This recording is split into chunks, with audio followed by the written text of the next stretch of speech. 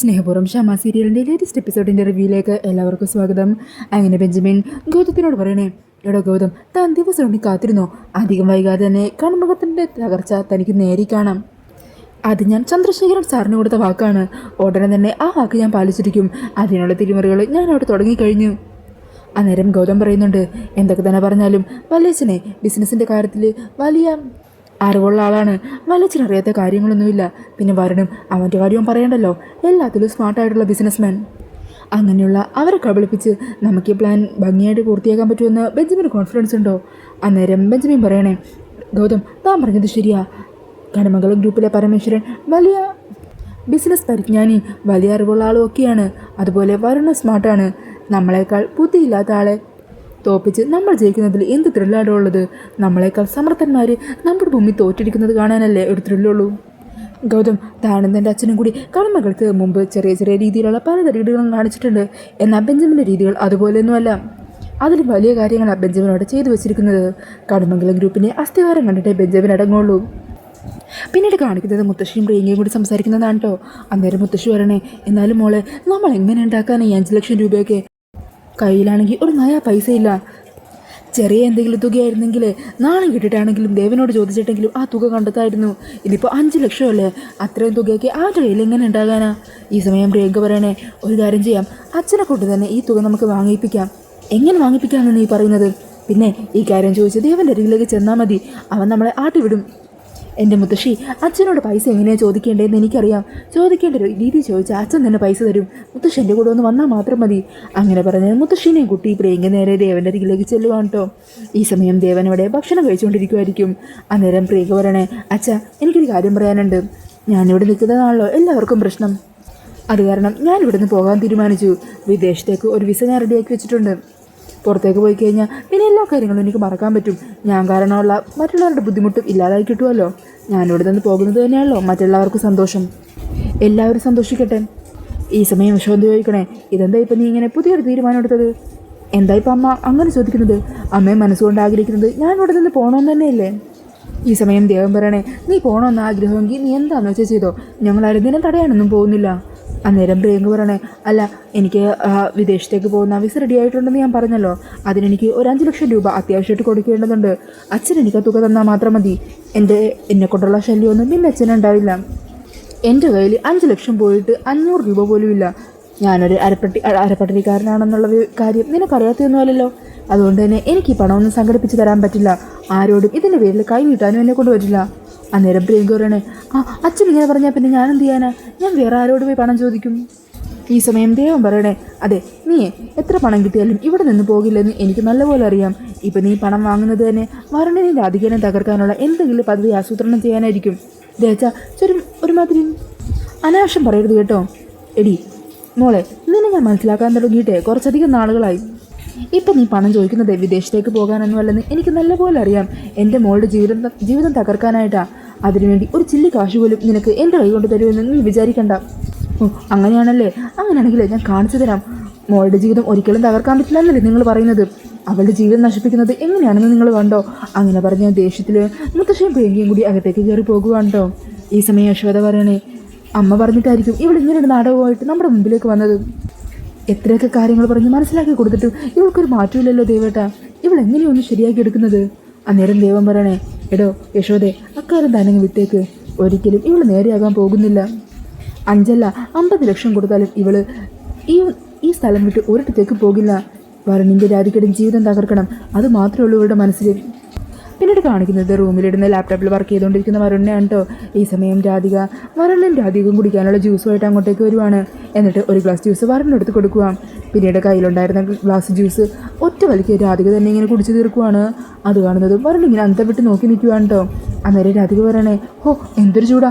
ഇതുപോലെ തണുത്ത ജ്യൂസ് ഉള്ളിലേക്ക് പോകുമ്പോൾ എന്താ ഒരു സുഖം. ഇപ്പോഴാണെങ്കിൽ നല്ല മനസ്സമാധാനമുണ്ട്. അതുകൊണ്ട് ഭക്ഷണമൊക്കെ നല്ല ആസ്വദിച്ച് കഴിക്കാൻ തോന്നുക. അന്നേരം വരുൺ പറയണേ, പ്രിയങ്കയും അവളുടെ മുത്തശ്ശിയും കൂടി ഇവിടുന്ന് പോയതിൻ്റെ മനസ്സമാധാനമുണ്ട് തനിക്ക്.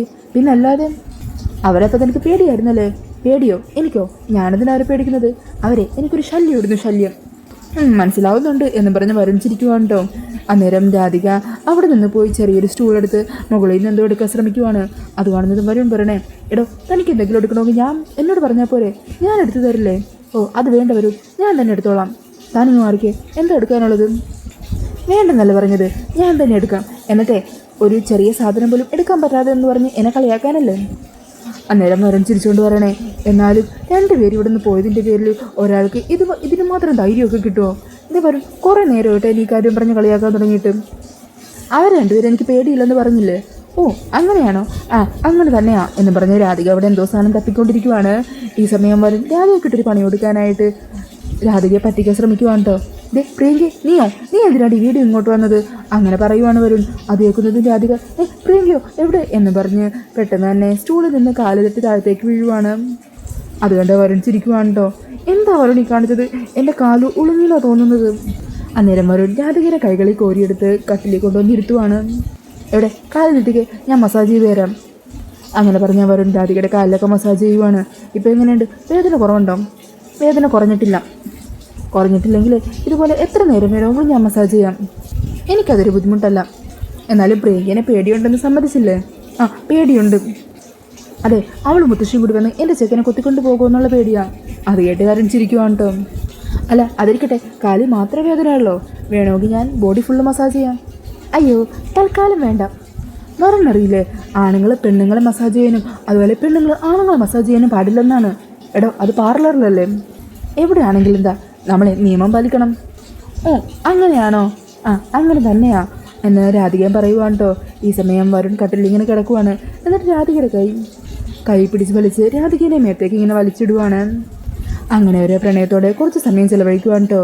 പിന്നീട് കാണിക്കുന്നത് ശ്യാമേനെയാണ്. ശ്യാമ അങ്ങനെ തൻ്റെ കമ്പനിയിലെ അക്കൗണ്ട്സും മറ്റ് ബാങ്ക് ഡീറ്റെയിൽസും ഒക്കെ ഇങ്ങനെ നോക്കിക്കൊണ്ടിരിക്കുവാണ് കേട്ടോ. ഈ സമയം അമൃത അങ്ങോട്ടേക്ക് വരുവാ. എന്തു പറ്റി? ഇന്നെന്താ പതിവില്ലാതെ കണക്കുകളും മറ്റും നോക്കുന്നത്?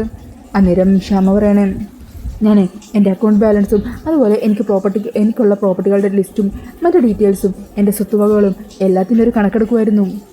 അതെല്ലാം എനിക്ക് എത്ര വേഗം എൻ്റെ മോളുടെ പേരിലേക്ക് ആക്കണം. എൻ്റെ മോൾ ഒരിക്കലും ഇനി സങ്കടപ്പെടാൻ പാടില്ല. എൻ്റെ എല്ലാ സ്വത്തുങ്ങളും അവളുടെ പേരിലേക്ക് മാറ്റുന്നതിനുള്ള കാര്യങ്ങൾ ചെയ്യാൻ വേണ്ടിയിട്ടാണ് ഞാൻ തീരുമാനിച്ചിരിക്കുന്നത്.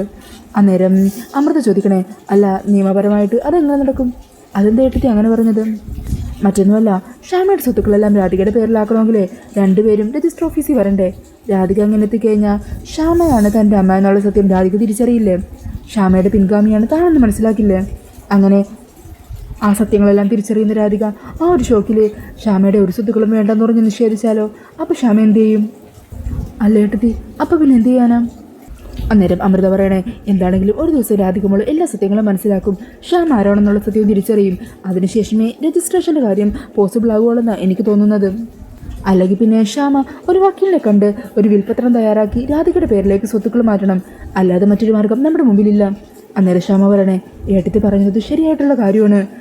അങ്ങനെയാണെങ്കിൽ നമുക്കൊരു വക്കീലിനെ ചെന്ന് കാണാം, വിൽപ്പത്രം തയ്യാറാക്കാം. എന്താണെങ്കിലും എനിക്ക് എന്തെങ്കിലും സംഭവിച്ചു പോയാൽ എൻ്റെ സ്വത്തുക്കൾ എൻ്റെ മോളുടെ കയ്യിൽ കിട്ടുമെന്ന് എനിക്ക് ഉറപ്പിക്കണം.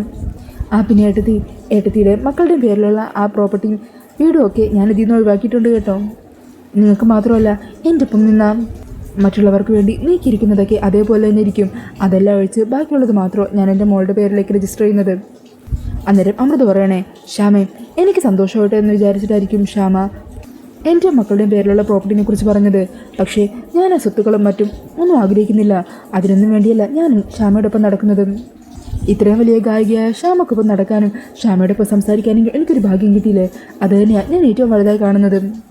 സ്വത്തിൻ്റെ പേരിലല്ല, നിർമ്മലമായ സ്നേഹബന്ധത്തിൻ്റെ പേരിലാണ്. അതിൻ്റെ പേരിൽ തൂക്കം നോക്കാനാണ് ഞാൻ ആഗ്രഹിക്കുന്നത്. അങ്ങനെ അമൃതയുടെ വാക്കുകളൊക്കെ കേൾക്കുന്നതും ഒത്തിരി സന്തോഷത്തോടു കൂടി നിൽക്കുവാണ് കേട്ടോ ശ്യാമ. പിന്നീട് കാണിക്കുന്നത് ബാത്റൂമിൽ കുളിച്ചുകൊണ്ടിരിക്കുന്ന വരുണ്ണയാണ് കേട്ടോ. ഈ സമയം രാധിക അവിടെ റൂമിലിരുന്ന് ഡ്രസ്സൊക്കെ മടക്കി വെക്കുമായിരിക്കും. അന്നേരം പാട്ടൊക്കെ മൂളിക്കൊണ്ടാണ് കേട്ടോ രാധിക ഇതെല്ലാം ചെയ്യുന്നത്. ഈ സമയം പുറത്തുനിന്ന് രാധികയുടെ പാട്ട് കേൾക്കുന്നതും വരുൺ പതിയെ ടാപ്പൊക്കെ ഓഫ് ചെയ്യുവാണ്. എന്നിട്ട് അവിടെയുള്ള ടവൽ അവിടെ നിന്ന് മാറ്റിയിട്ട്, രാധികയെ ഞാൻ ടവൽ എടുക്കാൻ മറന്നു, ഒരു ടവൽ എടുത്തുകൊണ്ട് വരുമോ എന്ന് ചോദിക്കുവാണ്. അന്നേരം രാധിക കേൾക്കണേ, അതുകൊള്ളാം, കുളിക്കാൻ പോകുമ്പോൾ ആരെങ്കിലും ടവൽ എടുക്കാൻ മറക്കുമോ? അങ്ങനെ പറഞ്ഞ് അലമാര തുറന്ന് ടവലുമായിട്ട് രാധിക വരും ഡോർ തുറന്നേ, ടവൽ കൊണ്ടുവന്നിട്ടുണ്ട്. അങ്ങനെ വരും ഡോർ തുറക്കുമ്പോൾ രാധിക ടവൽ നീട്ടുവാണ്. ഈ സമയം വരുന്നാണെങ്കിൽ രാധികയുടെ കയ്യിൽ പിടിച്ച് ബാത്റൂമിലേക്ക് രാധികനെ പിടിച്ച് കയറ്റുവാണ്ടോ. അന്നേരം രാധിക ബഹളം വെക്കുക, എന്താ വരുന്നത്, എന്താ കാണിക്കുന്നത്? അന്നേരം വരുന്നാണെങ്കിൽ ടാപ്പൊക്കെ തുറന്ന് രാധിക ഫുള്ള് നനക്കുവാണ്ടോ. അങ്ങനെ രണ്ടുപേരും നനഞ്ഞ് പ്രണയത്തോടെ പരസ്പരം നോക്കി നിൽക്കുവാണ്. അങ്ങനെ അവരുടെ കുറച്ച് നല്ല നല്ല നിമിഷങ്ങളൊക്കെ കാണിക്കുന്നുണ്ട്. പിന്നീട് കാണിക്കുന്നത് പ്രിയങ്കേനെയും മുത്തശ്ശീനെയുമാണ് കേട്ടോ. ഈ സമയം മുത്തശ്ശി പറയണേ, എന്നാലും മോളെ എല്ലാവരും കൂടി നമ്മളെ അടിച്ചു താഴ്ത്താൻ ശ്രമിക്കുവാണല്ലോ. പണം കൊണ്ടുപോയി കൊടുക്കാതെ ആ വക്കീലാണെങ്കിൽ ഒന്നും ചെയ്യാനും പോകുന്നില്ല. നമ്മളിനി എന്ത് ചെയ്യും മോളെ? എവിടെ നിന്ന് പണം സംഘടിപ്പിക്കാനാ? അറിയില്ല മുത്തശ്ശി, എവിടെന്നെങ്കിലും പണം സംഘടിപ്പിച്ചേ പറ്റുള്ളൂ. ആ കണിമംഗലത്തായിരുന്ന സമയത്ത് എൻ്റെ അക്കൗണ്ടിലേക്ക് എത്ര കോടി പണം വന്നതാ. അതെല്ലാം കണ്ണ് ചിമ്മി തുറക്കുന്ന നേരം കൊണ്ടല്ലേ നഷ്ടപ്പെട്ടു പോയത്. ഓ, അതൊക്കെ ഇനി പറഞ്ഞിട്ട് എന്ത് കാര്യമുള്ളത് മോളെ? നമ്മളെ കൊണ്ട് എന്ത് ചെയ്യാൻ പറ്റുമോ എന്ന് ആലോചിക്കുക. ഈ സമയം പ്രിയങ്ക പറയണേ, അല്ല മുത്തശ്ശി, കണിമംഗലത്തേക്കൊന്ന് ചെന്നാലോ? അവിടെ ചെന്നാൽ പണം കിട്ടുമെന്നാണോ നീ വിചാരിക്കുന്നത്? മുമ്പത്തെ പോലെ വരലിനെ ഭീഷണിപ്പെടുത്തി പണം വാങ്ങാമെന്ന് വിചാരിച്ചോ? ഇനി അങ്ങോട്ട് ഭീഷണിപ്പെടുത്താൻ ചെല്ലി അവനെ എന്തൊക്കെയാണ് ചെയ്യാൻ പോകുന്നതെന്ന് പറയാൻ പറ്റൂല. അല്ല മുത്തശ്ശി, അതൊന്നുമല്ല. അവിടെ ഉണ്ടല്ലോ എൻ്റെ കുറച്ച് സ്വർണ്ണവും കൂടി ബാക്കിയിരിപ്പുണ്ട്. അന്ന് ഞാൻ പോയപ്പോൾ എല്ലാ സ്വർണ്ണവും എടുത്തിട്ടില്ല. കുറച്ചവിടെ അലമാരയുടെ ലോക്കറിലായിരുന്നു. അതെനിക്ക് എടുക്കാൻ പറ്റിയില്ലായിരുന്നു. ആ സ്വർണ്ണം എടുക്കുന്നതിൽ ആർക്കും എന്നെ വിലക്കാൻ പറ്റില്ലല്ലോ. അതെൻ്റെ സ്വർണം തന്നെയല്ലേ? അല്ല മോളെ, അതിന് നീ അങ്ങോട്ട് കയറി ചെന്നാൽ അവർ നിന്നെ കയറ്റുമോ വീട്ടിലേക്ക്? ഇല്ലല്ലോ. അപ്പോൾ പിന്നെ എന്ത് ചെയ്യും? എങ്ങനെയും എനിക്കത് എടുത്തേ പറ്റുള്ളൂ മുത്തശ്ശി. എന്നാലേ വക്കീലിന് കൊടുക്കാനുള്ള പൈസ എനിക്ക് കൊടുക്കാൻ പറ്റൂ. ഞാനൊന്ന് ശ്രമിച്ചു നോക്കട്ടെ. അങ്ങനെ പറഞ്ഞ് കണിമംഗലത്ത് പോയിട്ട് സ്വർണ്ണം എടുക്കാൻ നിൽക്കുന്ന പ്രിയങ്കേനെ കാണിച്ചുകൊണ്ടാണ് കേട്ടോ എപ്പിസോഡ് തീരുന്നത്. അപ്പോൾ ഈ ഒരു റിവ്യൂ ഇഷ്ടപ്പെട്ടുണ്ടെങ്കിൽ മറക്കാതെ വീഡിയോ ഒന്ന് ലൈക്ക് ചെയ്യണേ. ഇതുപോലുള്ള കൂടുതൽ റിവ്യൂസിനായിട്ട് ഈ ചാനലൊന്ന് സബ്സ്ക്രൈബ് ചെയ്തും കൂടി സപ്പോർട്ട് ചെയ്യണേ. താങ്ക്